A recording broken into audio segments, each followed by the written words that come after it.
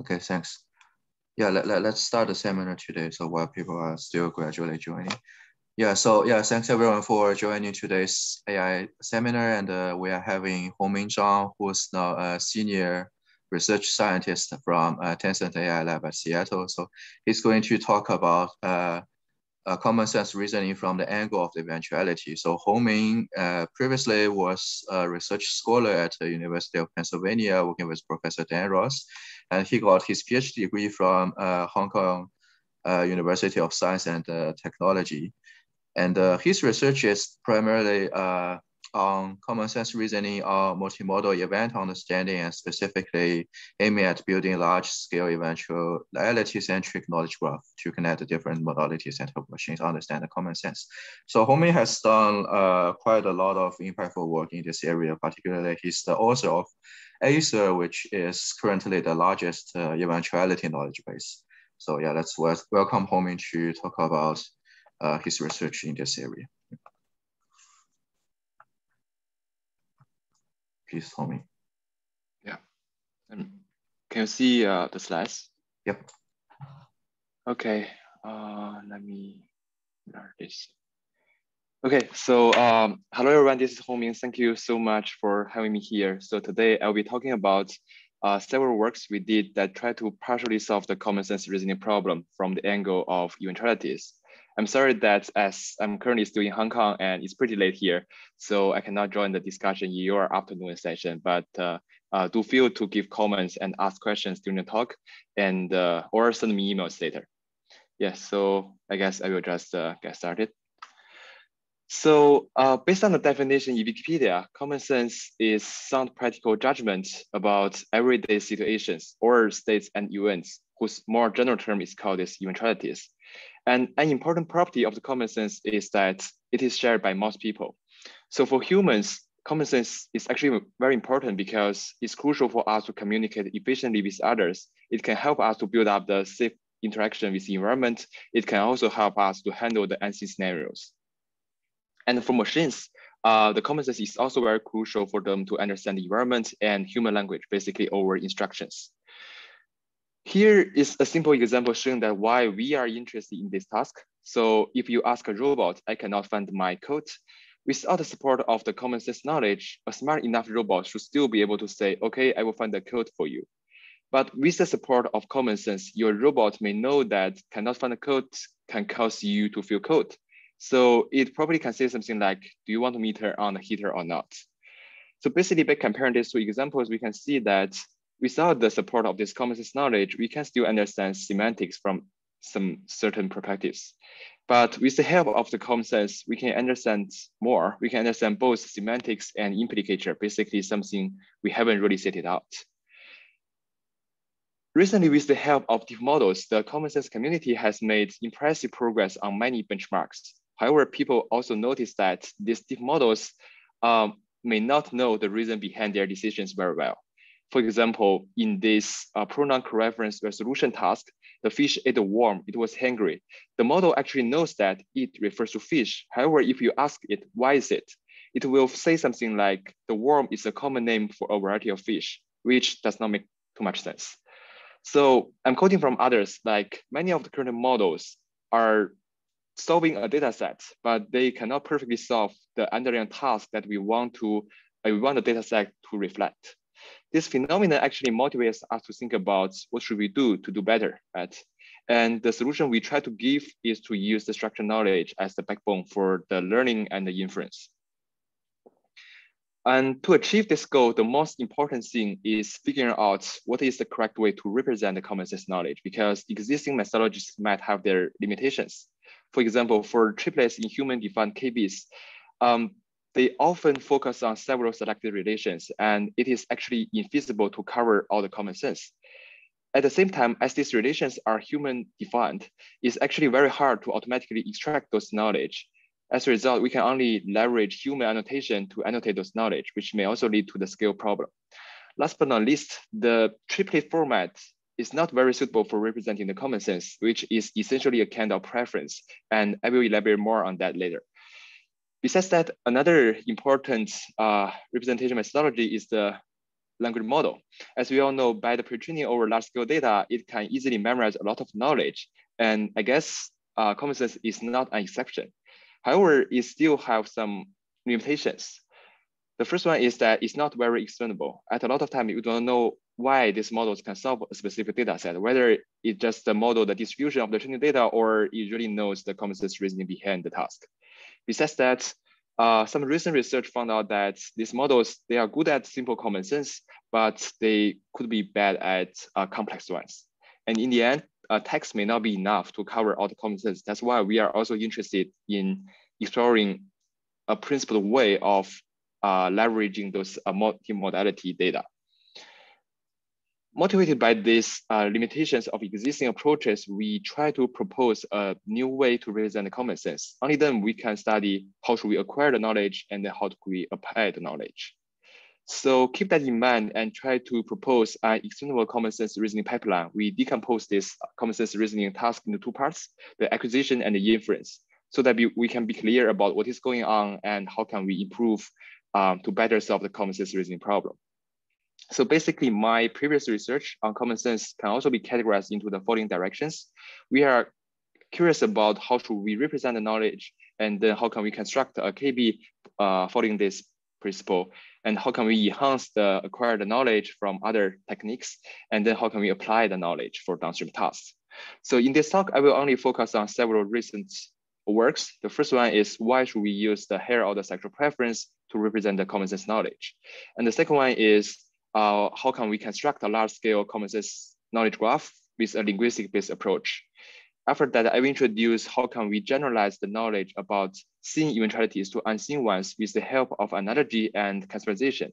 In the end, I will discuss an ongoing work that we try to propose a general common sense inference framework. Yeah, so that's the general overall. So if there's no question, I will start with the first part, like how should we represent the common sense? Based on the definition given by Conceptnet, for ordinary people, common sense basically means the good judgment about the world around us. And a unique property of the common sense is that it is often omitted from the social communications. Some examples are like, if you forget someone's birthday, they may be unhappy with you. Besides that, another very important property of the common sense is that different from factual knowledge, like United States is a country, which is always correct. The common sense is not. For example, if this person is your friend and he knows that you are trying to catch a deadline recently, he probably may not be angry with you. So to quickly summarize, different from domain-specific knowledge, which is often about named entities and a piece of fact, common sense is not about terms, and they are more like a kind of preference. So let's go a little bit deeper and try to think about where could such preference happen. So based on Jacob's semantic theory, the semantic meaning in our language can be described as a finite set of mental primitives and a finite set of mental combinations. And actually the primitive unit here could include many things, but we only focus on three types of things that we think they are very important. So the first kind of primitive units we care about are things and entities, for example, cats. We all know what cat is about. It's a kind of animals that are typically very cute and have 4 legs, 2 eyes, 2 ears, 1 tail, etc. Besides that, another important primary unit is the state, such as the cat is cute or the cat is smiling. Actually, I think it is fine to say that our understanding about things can be reflected via states, because really the semantic about things is just the union of all possible states that it could appear in. Besides things and states, we also need to understand events. So basically, events are describing the changing of states, such as the cat is running. It changed from one state to another one. Actually, there are many interesting things we know or we have preference about this event. For example, we can somehow guess why this cat is running in such a hurry. It might be because it sees some delicious food, or it suddenly wakes up and sees someone is trying to make a video of it. It just got scared. So in our current research scope, we focus on understanding humans' preference about things, states, and events. Considering that all knowledge about things can be effectively expressed by states and events, whose overall term is called as eventuality, we can say that the common sense we care about right now is really about the preference about the eventualities. So basically, we want to know how people understand this word from the angle of eventualities. Of course, there are some other very important knowledge that are also shared by most people, like basic mathematics or physical knowledge. We do not include such knowledge in our current scope because we think you can easily define or represent them with a more efficient and elegant approach, like using symbols, and we do not want to mass everything together. Okay, so naturally the next question would be how to represent and acquire such preference so that machines can understand, right? So to answer this question, we need to think about how are this kind of preference is expressed in human language. So based on the lower bound of the semantic theory, if we remove the grammar from the linguistic description, we will get the semantics. So basically understanding language requires both the knowledge about the language, like English or Chinese, which is the grammar basically, and also the knowledge about the word, which is really the common sense we care about right now. So here are some examples. There are 3 sentences. Should we take the junior back to the zoo? Should we take the lamb back to the zoo? Should we take the bus back to the zoo? Even though these sentences, I mean, they have the exactly same grammar structure, but they are describing totally different events, which may have different reasons, effect, or like sub-events. So if we provide a little more context here, like it is so dangerous, then which of these 3 sentences should be the most appropriate one? Well, I would like to vote for the second one because we all know lions are typically very dangerous. So basically, this example shows that when the grammar is controlled, our selection can be used to reflect our understanding about junior, lion, and the bus, which is exactly the common sense knowledge we care about these 3 entities. Historically, people used to call such grammar-based semantics or preference with the term selectional preference or semantic fit in some Europe literatures. So basically, selectional preference is a kind of relaxation of the selection restrictions and was used as a very important syntactic feature. Originally, it was only applied to the ASER hierarchy in WordNet and verb-object relations. Actually, the idea of such preference is very simple. We control the grammar, like the direct object dependency connection, and its head, basically the verbs. Humans should have a preference about the arguments it can be connected to. With this formulation, we can easily use either the frequency or some other score given by different models or KBs to reflect humans' preference. Here are 2 examples, like cat is more likely to be a kind of animal rather than plant. So if a model or knowledge base can manage to assign hair score to the first combination rather than the second one, we can claim that this model or knowledge base knows humans' preference about this piece of common sense knowledge. Similarly, if a model managed to assign hair score or weight to the first tuple, eat the OBJ food, rather than the second one, we can say that, okay, so you know the common sense knowledge that we are more likely to eat food rather than the rock. Of course, these 2 kinds of relations are not enough to cover all the common sense. People start to extend the definition of SP to other dependency relations, like the subject. Some examples are like, it's more likely for singer to sing rather than the house. But that's still not enough. So in 2019, we proposed to extend the idea of SP to second order. The motivation is that we observed that sometimes people do not have a very strong preference for the subject or object of a specific verb, but they do have the preference about the property of these subjects and objects.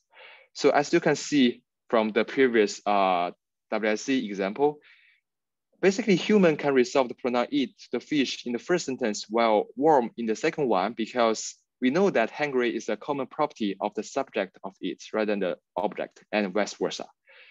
If we further extend, we will get the higher order sexual preference, which describes the higher order relation between events and states. Like eating dinner may cause the person to be full rather than hungry. We call it higher order because really the semantic unit here is the eventualities. It's a kind of a sentence rather than the word. And you need to view each eventuality as a whole. Actually, to effectively represent all the selectional preference knowledge, we need an eventuality-centric knowledge base.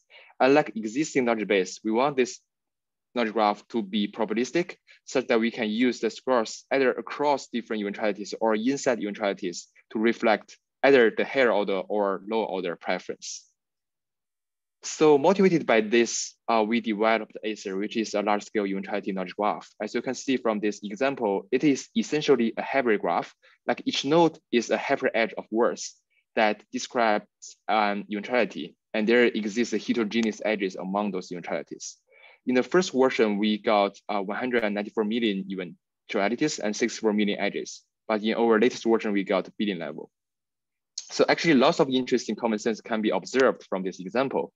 For example, the eventuality I eat food appears about 3,000 times in the KB, and I eat rock never appears. By comparing these two, we can claim that this KB knows that we are more likely to eat food rather than rock. And besides that, we can also observe some interesting higher order preference, like we often make a call before we go away, being tired and being hungry often happen together. So in the next section, I will then start to introduce some technical details of how we construct this KB. Okay, so this work is published at CKBQA 2020. It's a joint work between me, Xin, Haojie, Yang Qiu, and Kim. So as aforementioned, the nodes in ASER are eventualities. Here we require each node to be the smallest semantic complete component that describes a state or event. So basically, it cannot be too long, like a whole sentence. Otherwise, you may never be able to find some exact match when you try to do some matching and inference. It can also not be too short, like just a verb. Otherwise, the semantic may be incomplete.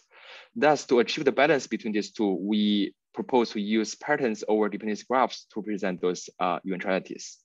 As for edges, similarly, we want it to be necessary and complete, but at the same time, it should also be easy to be acquired from unlabeled data.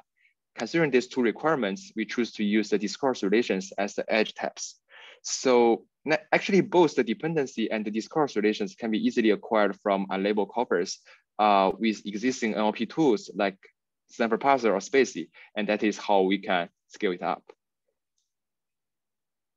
I'm gonna first introduce the details about the selected eventuality patterns. So in specific, in the first version of ASER, we designed 14 patterns to extract those eventualities from raw corpus. These patterns are not perfect. They are just a kind of balanced choice between the quality and the quantity. So currently, these 14 patterns can cover more than 70% of the verbs. Something we couldn't handle are basically clauses. We do not know how to handle them at that time.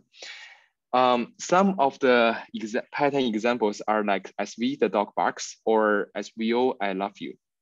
Actually, besides this, we call it positive edges. We also include another 6 dependency relations, which are called either auxiliary edges or optional edges, because we consider them to also be very important, such as the modifier or negations. However, as these six auxiliary edges are the same for all patterns, we simply put it here. We do not require any patterns, any eventualities to contain those edges, but if you do have, we will also keep them after the extraction. So here is the extraction algorithm. The most important principle is that we prefer accuracy over recall because our approach is cheap and we can always get more data for more knowledge. Motivated by this, we designed the algorithm to be very strict. So I'm gonna use this simple example to briefly illustrate the algorithm. Assume that we have a dependency graph, which is the parsing result of the input sentence, and a target pattern, which has the positive edges, optional edges, and negative edges. So the goal for this extraction algorithm is to determine if a subgraph of this graph can satisfy this pattern. If so, we will extract that subgraph as a final eventuality. If not, we will just ignore this sentence. As eventualities are verb phases, we first find all the verbs in this sentence. So in the first step, we extract all the verbs, and then we try to match the target pattern for each of them, such as love in this example. After that, we check if all the positive edges exist in this graph. If so, we will keep all the positive edges. Here we are lucky because we can find both the subject and the object relations. If we miss any of them, we will ignore this sentence. And then after that, we will try to find if there is any optional edges. Here we find this modifier, so we will also keep it. In the end, we will check if there is any other negative edges in this graph. We design these negative edges to make sure that all patterns are exclusive with each other. But in this case, we do not have any other negative edges, so we are good to go. We can extract these eventualities from this graph. As for the edges, which are just discourse relations, we first use these connectives annotated by the Penn discourse tree bank to determine the relations. We call them the seed relations because we're going to introduce a bootstrapping framework based on this later. Actually, many connectives have been annotated in the Penn discourse tree bank, but only a small portion of them are helpful here. So for example, the connective so that appears 31 times in the whole document, that's not a lot, but every time it appears, it indicates the same discourse relation, the result relation. As a comparison, the connective while appears many times in the whole document, but as its meaning is so ambiguous, we couldn't really use it. All of the selected seed patterns are shown in this table. Okay, so here is an example illustrating how we do it. If we observe a sentence, I eat food because I'm hungry, after the eventuality extraction, we can get two eventualities, I eat food and I'm hungry. And then we can use the connect because to create a causal relation between these two eventualities. Of course, if we simply rely on the seed connectives, the result KG would be very sparse because compared with events and states, the connectives are not that often expressed explicitly. And to solve this problem, we also propose a bootstrapping framework to increase the graph density. So basically for each iteration, we first train a classification model based on the knowledge we have already collected. And then we can use this model to predict the discourse relations in the new sentences. So basically we are trying to predict those implicit discourse relations. Yeah, so this is the quantity and quality of the KB as ASER is automatically extracted. We easily make it very big. So currently it's about 100 times larger than Nollywood and 1,000 times larger than ConceptNet. As for the quality, the overall eventuality extraction is about 90% and the edge extraction is about 80%. This is mainly because we designed the extraction algorithm to prefer accuracy over recall. And more detailed statistics are in the appendix. If you are interested, we can discuss later. Of course, after introducing how to construct ASER, we all know that it is impossible for KG to cover all the eventualities in the world. As a result, it is very important for us to investigate if we can generalize the knowledge about seen eventualities to unseen ones. So basically in this work, motivated by how humans generalize their knowledge to unfamiliar ones, we propose to use event analogy and conceptualization to achieve this goal. So this work was published at MLP 2020. It's a joint work between me, Muhao, Haoyu, Yangqiu, and Dan. So based on the claim from the cognitive science study, each event describes a segment of time at a given location that is conceived by an observer to have a beginning and an end. So basically events play a critical role for humans to understand the dynamic world around us. For example, when we talk about buying a house, in our head, we can really imagine it's a very complex process that involving searching online, contacting a dealer, applying for a loan, and then in the end, we can send the deal. Similarly, for this baked cookie event, even though there are only 2 words, after reading it, we actually can perceive it as a process of preheat the oven, mix the ingredients, put the dough on a cookie sheet, and then put it into the oven. So basically from these 2 examples, we can see that the event is actually a kind of event in human language is a kind of descriptive representation of things happening in a period of time. And each event can always be viewed as a process and decomposed into several more fine-grained sub-events, as shown in this diagram. So our understanding about events is really in this kind of hierarchical structure. In this work, as shown by this red box, we are trying to figure out if we can help current models or systems to understand the unseen events. So what do we mean by understanding? Here, basically we mean that we try to predict the inner structure of those unseen events.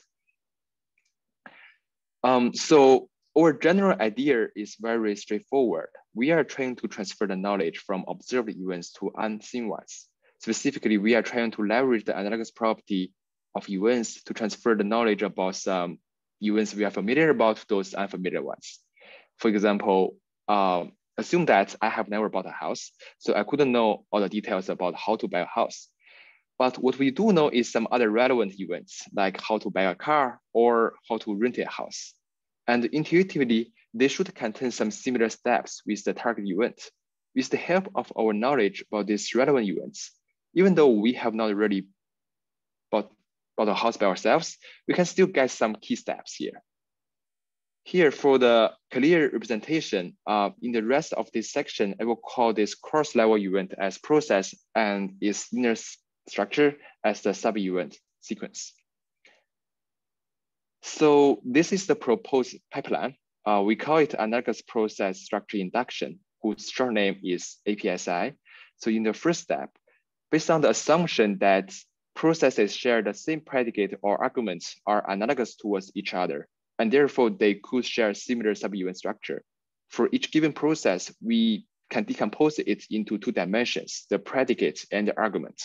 Like here, for by house event, we can decompose it into by and house. So basically for each of them, we can collect a group of observed processes that share the same predicates or argument. So basically we are trying to predict the sub-event sequence of the target process buying a house based on our knowledge about those relevant processes, such as buying a car, buying an apple, or rent a house or sell a house. And to achieve this goal, in the second step, we propose an event conceptualization module to acquire an abstract and probabilistic representation of each of these dimensions. So basically for events relevant to buy, we will get a discrete representation. And we also do the same thing for house. And in the end, we merge these two representations with an event instantiation module to get the final prediction. Okay, so as the first step is pretty straightforward, I will skip that part and I will then start with the second step, which is the event conceptualization. Basically, how can we collect the abstract representation of each group of those analogous processes? So the goal of this step is to conceptualize those more specific events to a more abstract level. Like we need to convert eat apple, taste orange, and try banana to eat fruits, such that we can transfer the knowledge from eat apple to try banana with this kind of up and down connection. Here, the event conceptualization is not a trivial task because we need to determine the level of conceptualization. Like, should we conceptualize apple, orange, and banana to fruits or food? Both of them are correct, but here, of course, the fruit is more accurate. Okay, so when we make this decision, we need to fulfill the following, or at least we need to consider the following two requirements. First, we want it to be abstract, and that is how we can transfer the knowledge from processes like buying a car to buying a house. Second, we also need it to be accurate, otherwise we may lose too much semantics. So basically, we need to achieve a balance between the accuracy and the level of abstraction. And to achieve this goal, we propose to assign scores to all potential conceptualization candidates. For example, given an event, preheat boiler, after searching in WordNet or some other resources, we will find out that the preheat actually can be conceptualized to heat and then change. Similarly, boiler can be conceptualized to oven, kitchen appliance, and then home appliance. Here, we propose to use two hyperparameters, WV and WN, to represent how much semantics are still preserved after each step of this conceptualization. Assume that the plausibility of preheat boiler is 1 because it perfectly preserved the semantics of the original event. The plausibility of heat and oven should be WV and WN respectively. As a result, the plausibility score of heat oven should be WV multiplied by WN. And to achieve the best combination over the distribution of all input events, we cannot consider only one input, right? We need to consider all the inputs. We model it as a weighted set cover problem and propose a greedy algorithm to solve this problem. Here is an example. As you can see from this example, even though all 4 sub-events can be conceptualized to C2, in the first iteration, we will still choose C1. This is probably because C2 is too general. That's why the weight from E1, E2, E3, E4 to C2 is very small. And then in the second iteration, we will choose C3. Okay, so after we get the abstraction representation about the trigger and the argument that these two groups, the next step is to merge them together. So basically our principle is that we want to go detailed with this instantiation step. For example, if we know an abstract event about cooking is that we need to cut fruits, and we know that the current argument is apple, then what we need to do is to instantiate this cut fruits event to cut apple. Of course, this instantiation step is also conducted based on some knowledge. Here in our experiment, we use WordNet, but you can also use other resources. Of course, we will also do the same operation on the other hand, but here as the apple is already the more detailed one, we will keep it unchanged. In the end, we can then sort all the instantiated events with the overall plausibility score and make the final prediction. For example, if you want to know the most plausible 5 steps of buying a house, I would then predict the top 5. So we conduct experiments with the WikiHow dataset, which has 13,000 training and 1,000 test processes. As our framework is a deterministic approach, we do not need a depth set. So basically, we are trying to predict the structure of process in the test set with the training set. So for baseline methods, as no one did this task before, we propose 2 kinds of baseline methods. The first one is the top one similar process. Given a new process, we can always find the most similar process and use each sub-event structure as a prediction. Of course, here we can use different similarity measurements, like the token-based similarity or word embeddings, or more advanced language model-based representation similarity. Another baseline is training a supervised generation model with a standard encoding decoding framework. We can use the process as the input and the sub-event sequence as the output. And for the evaluation metric, we use eRoach because it's actually motivated by the original row score, but with 2 changes. First, the matching token is an event rather than a word. Second, for multi-gram evaluation, we do not restrict to adjacent events. Unlike generating sentences, the fluency of predicted structure is not that important. What matters more is we put the sub-events in the correct temporal order. So here are some quantitative results from which we can see that compared with baseline methods, the proposed framework can actually perform quite well on all evaluation setting and metrics, especially on this eRoach1 metric. We almost doubled the performance of all baseline methods. The success is largely due to the event conceptualization step and the analogous property of those events. We also show some case study here, like given treatment as the input, APSI can predict something like identify symptom, see doctor, recognize symptom, and take supplements. From this example, we can see that even though we do not see treatment in our training data, we can actually effectively transfer the knowledge from relevant processes such as treat cough and distinguish pain to treat pain. The reason for our model to predict take supplement is that we are predicting the structure of treatment with treating other diseases, which typically involve taking some specific medicines. After the conceptualization step, they are conceptualized to take supplements.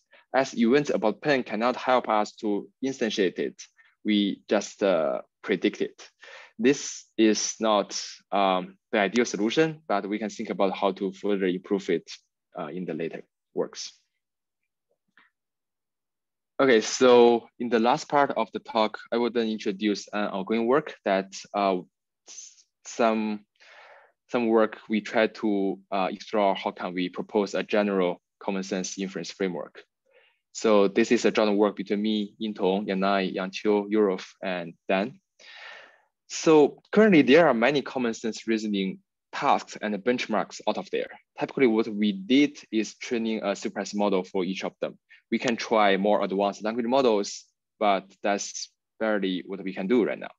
However, considering that potentially we could have enormous kinds of common sense reasoning tasks, and it is too expensive to annotate a large scale data set for each of the tasks. So basically in this work, based on the assumption that even though these tasks may have different formats, the underlying inference rules are shared by all of these tasks. We try to propose and explore if we can get a model that can be trained with one task and directly applied to other tasks. So something we need to do is that we first need to convert all the tasks into a unified format, otherwise we cannot do the experiment. So here we choose to use the QA format because it is the most flexible format. After that, as our goal is learning how to do the inference rather than learning the common sense from a limited training data, we provide the needed knowledge for each of the tasks such that we can guarantee if you have a good enough inference model, you should not be able to worry about knowledge and you should be able to answer the question. And then on top of that, we can train a general common sense inference model. So basically in this work, we are curious about 3 questions.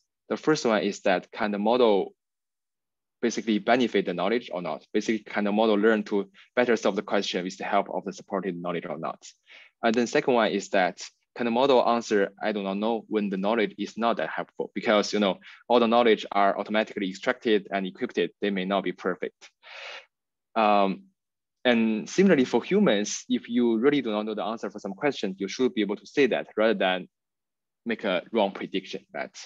And the third one is that, what is the generalization ability of the learned inference model? Like, can we train a model with task A and directly apply it to task B?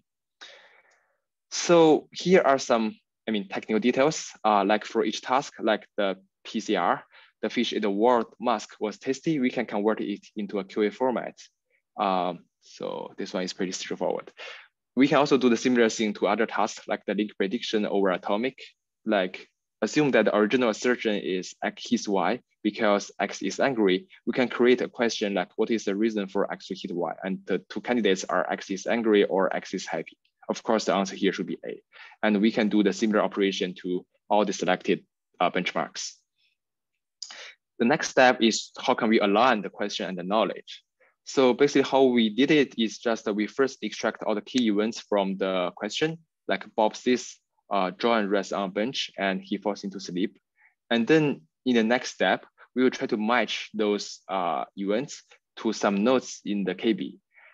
Like I sleep and I rest on bench. And in the last step, we can try to find the smallest sub graph from this big graph that cover all the relevant events to be the supporting knowledge. So this whole process is automatic. Here is the baseline model we use to conduct experiments. Given that the supporting knowledge graph question and candidate answers, we first conduct the random walk to convert the supporting knowledge graph into several sentences, and then concatenate the knowledge question and answer to be a single long sentence. After that, following the standard transformer-based classification model, we add CLS and SCP token, input it into the tokenizer and then transformer layers and then final prediction layers. It's pretty standard. In the end, we will get the final plausibility score. So in our experiment, we optimize this model with the cross entropy loss. So in our experiment, we consider 4 common sense reasoning tasks. The first one is hard PCR with the WSC as an example here.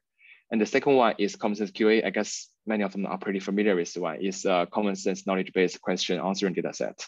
And the third one is COPA, which focuses on predicting the causal relations between 2 events. And the last one is atomic. Basically, we try to predict the relation between events in the human craft, the common sense KG atomic. We annotate if the knowledge is helpful or not with humans and follow the previous QA tasks to evaluate our models with the accuracy. So in our experiment, we consider 4 evaluation settings. The first one is without knowledge. Basically, we only input the question and the answer, which is a standard setting. The second one is with knowledge, where we also input the knowledge. And the third one is answer only. In this setting, we only input answers to the model. Ideally, the model should not be able to answer the questions. The purpose of conducting this experiment is to show that there are some bias in our data set. And the last one is IDK. Basically, I do not know. We try to analyze if the model can tell whether the knowledge is helpful or not. So from these results, we can make some very interesting observations. The first one is that after adding the external knowledge, the model's performance is improved by about 10%, which is quite significant. And more importantly, we surprisingly found out that the knowledge is, when the knowledge is provided, we can actually learn, the model can actually perform very well with only 10 examples. This indicates that if we only want to learn the inference rules, we do not need a lot of data. It's more like how humans learn to do the inference. And besides that, another interesting finding is in this answer-only setting. Even though we only provide the answers to the model can still predict about 60% accuracy, which indicates that even though all the selected KB and tasks are very carefully designed by domain experts, there are still some bias. And this phenomenon reminds us that if such bias is inevitable for human-crafted common sense reasoning tasks, the few-shot learning might be a better setting here. And last but not least, experiments on the I do not know setting shows that our model can learn to distinguish the helpful knowledge if enough data is given. But how to learn that with very few examples is still a problem worth exploring in the future. And to study the generalization ability of the learned model, we try to conduct the following experiments. Basically, we try two settings. In setting one, we use all the instances, basically all the auto-extracted knowledge. And in setting two, we only use the instances that have the helpful knowledge. This kind of knowledge are annotated by humans, which can be viewed as the upper bound for a KB in the future. One thing worth mentioning is that following the previous discussion, to minimize the influence of the bias, we follow a few-shot learning setting where we train the model with 10% of the data and test on the rest. And from these results, we can actually observe some interesting generalization ability across different tasks that we have never observed before. For example, between COPA and Commonsense QA, if you train the model with one task and test it on the other one, we can get about 60% accuracy on setting one and about 70% accuracy on setting two. Similarly, between COPA and Atomic and Commonsense QA and Atomic, we can observe even stronger generalization ability. These results are encouraging because it helps prove our assumption that there are shared common sense inference between these different tasks. And with our formulation, we have the potential to train with a small number of tasks and solve other tasks in the future. But at the same time, we also notice that our current model cannot learn how to solve hard PCR with a small amount of data. That is also observed by other works that focus on this task specifically. And try to investigate why is this. We conduct the following case study. From these examples, we can see that for Commonsense QA, COPA, and Atomic, typically we do not have the ambiguity issue here. What we need to do is just matching the question to the KG and then compare several candidates. However, for the hard PCR task, it's really hard. Due to its problem design, we need to resolve the ambiguity brought by the pronouns. For example, in this question, we need to know that the two I mean the same person in I'm drunk and I hit someone. And how to learn to do such complex inference is a problem worth exploring in the future. So, okay, so here is the summarization and key takeaways for this talk. First of all, if our goal is developing an extendable and robust common sense reasoning system, we may consider to use this kind of structured knowledge. It's still helpful. And based on this methodology, we can then construct a large-scale eventuality-centric common sense knowledge graph from which you can see that linguistic-based systems are scalable and reliable for acquiring the common sense knowledge. Besides that, we also show that the analogy and conceptualization can still help us to generalize the knowledge from seen events to unseen ones. In the end, we can see that with a good formulation, we can learn to do common sense inference with only a few examples, and the learned models can generalize across different tasks. So yeah, I guess this is the end. Thank you so much for your time. And here are the link and code for all the above mentioned papers. So if you have any questions, feel free to ask or send me emails. Yeah, thanks. I see that there is a question there. Yeah. I'm just about to tell you the questions. Yeah. So thanks, Hongming, for the very timely talk and also very good timing. So yeah, we have enough time for a couple of questions in this. So I think there are two questions from both are from Petra. Yeah. In the Q&A. Yeah. Yes. What is this chat? No. Don't worry. I can just tell you the question. So the first question is, have you compared ASER with Atomic 2020? Yes, I'm quite familiar with the 2020 paper. That one is an extension of the original Atomic. It added another 4 relation types. I guess the design methodology of ASER and Atomic is kind of different. They still follow the traditional design principle. They want to first design the ontology, like what kind of relation they care about. And then they ask humans to annotate this kind of ontology. The good thing about this approach is that the KG quality is very good because they use humans to annotate the knowledge. But the potential disadvantage is that, I mean, there are enormous kinds of common sense relations. Could we, list all of them in this way? as a comparison in ASER, we do not have this issue, but because you need to automatically extract ASER, the general quality of ASER is not that good as atomic. Another limitation of ASER of this kind of statistic-based approach is that you may suffer from the reporting bias problem, and atomic, they do not suffer from that because they ask human to do the knowledge collection. Yeah. So does that also mean in ASER the relations are more like free form versus in atomic, and there's a fixed set of relations? Yeah. We actually are trying something like to combine this to take advantage of both approaches. Yeah, but they are kind of two different methodologies. Okay, thanks. And the second question also from Pedram. So I wonder if you have any thoughts on verbalizing a knowledge graph versus using raw triples from the knowledge graph if we want to use the triplet data for pre-training a language model. I think maybe for pre-training a language model, it's also relevant to other cases in which you do natural language inference or verification. That's a very good question because language model is really dominating the whole NLP, all the tasks basically. Actually, we did actually I can go back to the slides. I have another work that work on this problem specifically. I didn't include it in this talk right now. Let me try to find it with a sec. Yeah, so this COCO LLM work is still an ongoing work. Basically, we try to analyze. Let me go to the presentation mode. Yeah, so basically we try to analyze. We all know that language models know a lot of knowledge, but we were just curious about what kind of knowledge it still cannot know very well.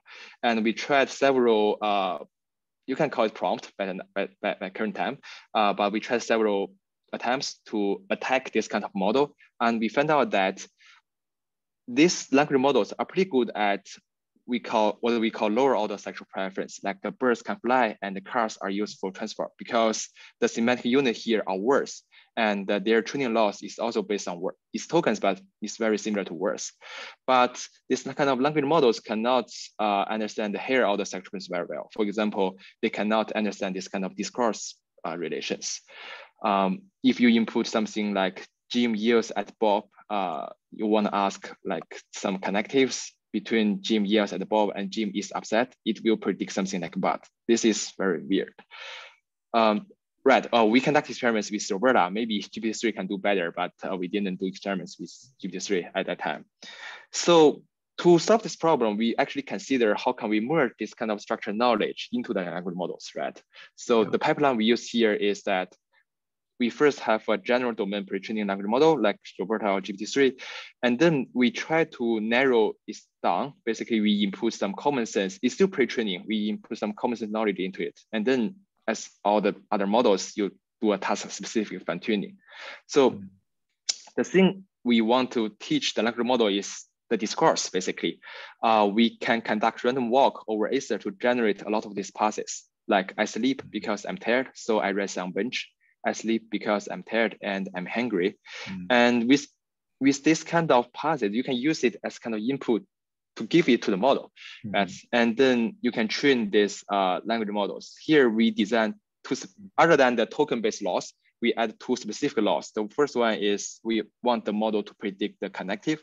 And the second one is we want them to predict the event.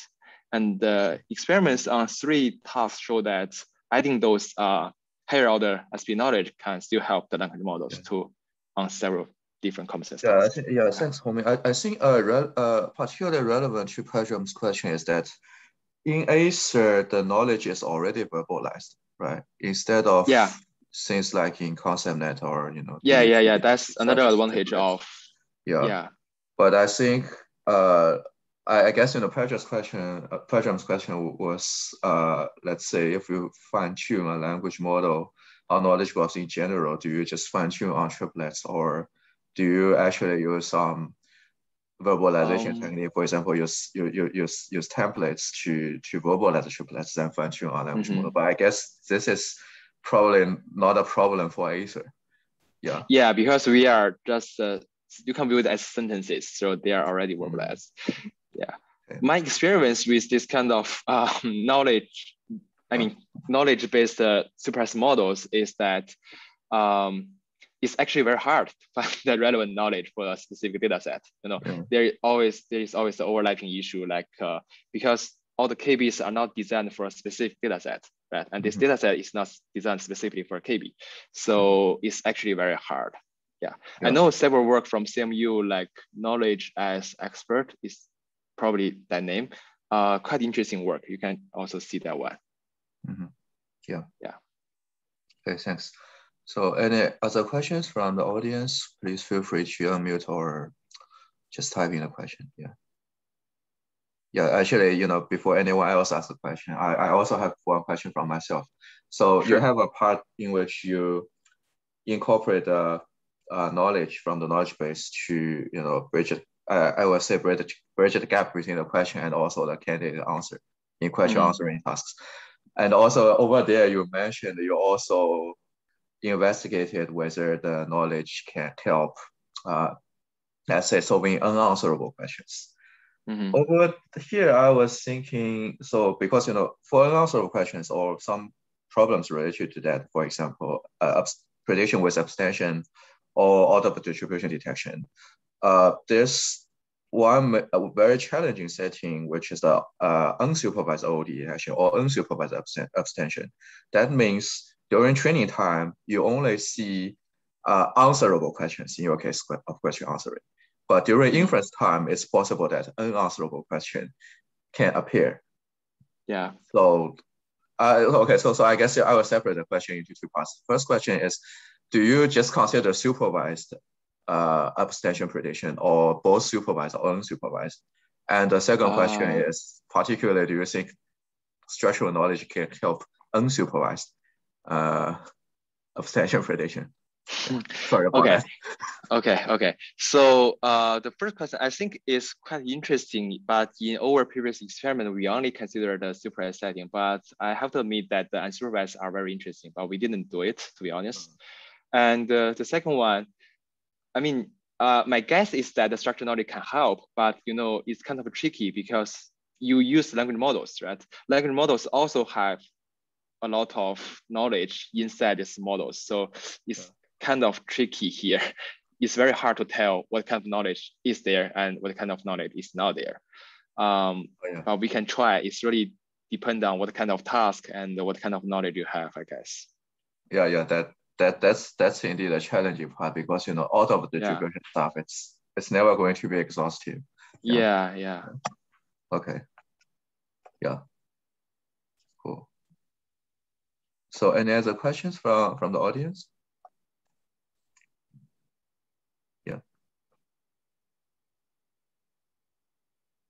Yeah, I think we're about to reach to the end of the seminar today. So yeah, thanks a lot for, you know, I think your work is very interesting, and you know, we do see those comments in the chat already. Plus, you know, we can have some follow-up discussions about, you know, things like abstention prediction. Sure. Yeah. Knowledge. Yeah. And also the audience, if you have other questions, feel free to reach out to Hongming by email. Yeah.